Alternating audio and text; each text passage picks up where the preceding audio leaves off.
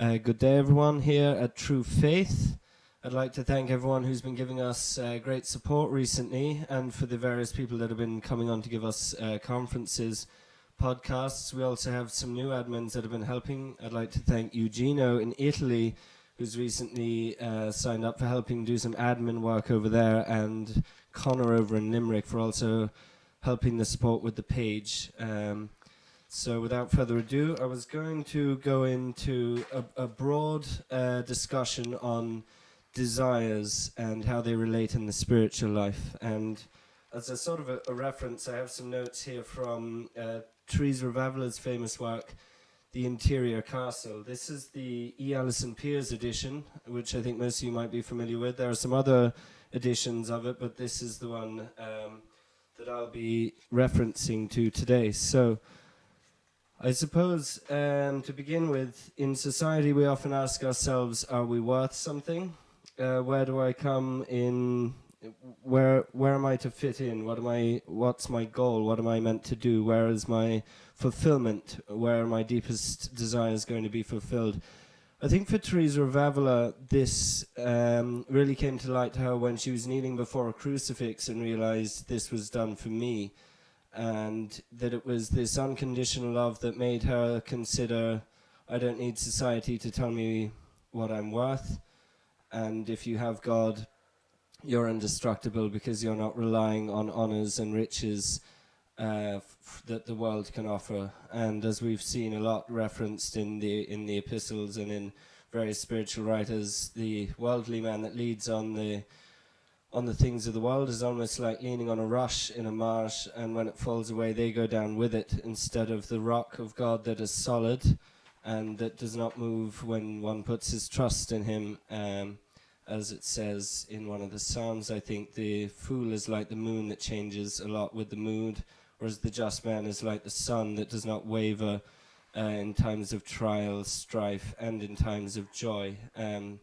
Because it's essentially been united to the will of God, which is the ultimate goal of the spiritual life. And I think there's a lot to be seen in Carmelite spirituality in John of the Cross. I'm not sure if many of you have read The Dark Night of the Soul. So she wrote a few different works. A lot of you might have been aware of her autobiography. Also The Way of Perfection is another one.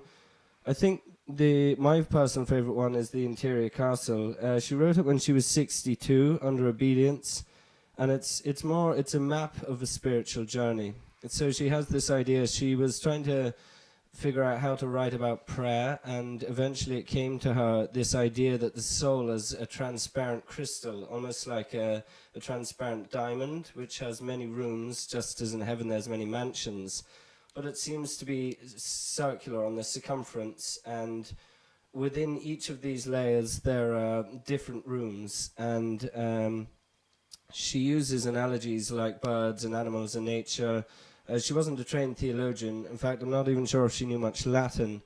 But like the other doctor of the church, Saint Therese, she had these inspirations in the spiritual life that some theologians would never have had, no matter how much they read. So she had these insights, but she uses these analogies like birds and water and things to convey her message, which I think is safer that way because you can't really run into much dogmatic error.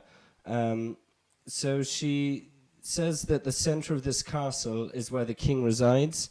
The king is at the center, and he invites a person into a deep union with himself. So this union of desires is essentially the goal of the spiritual life. Once we're in heaven, we see the beatific vision, but the idea is it's meant to start here on earth. It's not, some people think it more of a test, and then you get to this heaven place of sensual pleasure, and you've got all the desires you want. I'm not sure if people understand it's about this drawing relationship. Heaven or hell begins here on earth and then continues on in eternity. So outside the castle, as she says, is where everybody starts, some worse than others, and if some haven't converted for a long time, they've picked up a lot of bad habits, so they're in the darkness. They're outside the castle, surrounded by these reptiles and these venomous creatures, as she calls them, and the goal is then to progress in. So she says the way to begin this journey is through prayer and recollection. because as we know nowadays, with a lot of rushing around, there's not many people who will spend time in silence to listen to their own thoughts. So without knowing themselves, they can't know God. As she said herself, I can't know you unless I know myself, and I can't know myself unless I know you. So this self-knowledge is the main key towards the advancing in this journey. So the first rooms are on the outside. As you start to progress in and start overcoming some of these bad habits, the second dwelling place is where you've begun to break down these attachments, but you still haven't broken from a lot of bad habits. You're still dwelling in occasions of sin. So getting back to the idea of desires, John of the Cross says here, let's see, so this is the quote. He said, "At the end, now I desire what you desire. I don't desire what you don't desire, nor could I think of it." So a lot of people think that in order to please God, it's this kind of wrestling of wills, and eventually God triumphs over, and you kind of say, you fall over and say, oh, okay, well, I still desire this or that, but I'll have it your way, and then God sort of wins. The saints testify it's not actually like that.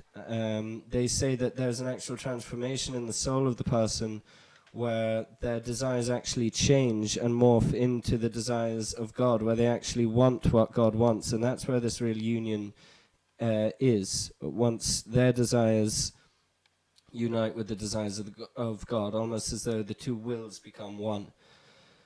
So what's the problem? What's the problem? Why can't we just go to the center of this castle straight away and meet the king?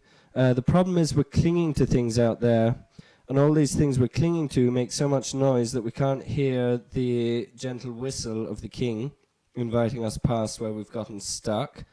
So willpower and aestheticism alone, even though it's a good idea, John of the Cross attests that we can't rip an attachment we're attached to, whether it's a problem with food or drink, or whether it's lust or whatever it could be, or temperance. You can't rip yourself away from something you're obsessed with and the heart go into an affective vacuum. It can't do it. It needs somewhere to go. The heart can't just be ripped away from something that it enjoys and go into an abyss, because it has to love something. As Thomas Aquinas says, the mind, the intellect, is sort of a home for all things. It takes things in, it works on them, it processes thoughts from the outside world and universal concepts that it can grasp. But the main difference with the intellect and the will is the will tends to go out rather than inward. So the heart will go out and cling to things, and in a way morph into it. It will change itself, unlike the intellect. So, for example, the lover of forests, or the lover of trees, will live the life of the forest. The love of books will live the life of the scholar. The love of TV will live the life of the couch potato. So it's this clinging to that the heart does. The intellect tells it what it's good. The heart goes out and clings to it, and it starts to adapt to that thing that it loves. So the goal is to adapt to God, but when it's got these desires in the way, and as it says, God is a jealous God, he's not going to share you with anything else or any other creature. So the more you cling to these things and continue on with them, you'll be deprived of any spiritual consolation, because God's not going to share you with anything, and rightly too as well, and justly so. So if we can't rip ourselves from these desires, we have to change it. And it was John of the Cross's insight and experience that said, only when a deeper and stronger love comes into a life, the heart then gets lured past where it's gotten stuck, because it's going from love to love. And when it's going from love to love, that which it couldn't push away and open its hands from, it just melts away, and there's no problem. So somebody who was addicted to alcohol for 20 years, there's somebody I recommend you looking up, Venerable Mark Talbot from Dublin. Through his devotion and consistency to Our Lady, he was able to free himself from it without any AA or anything like that.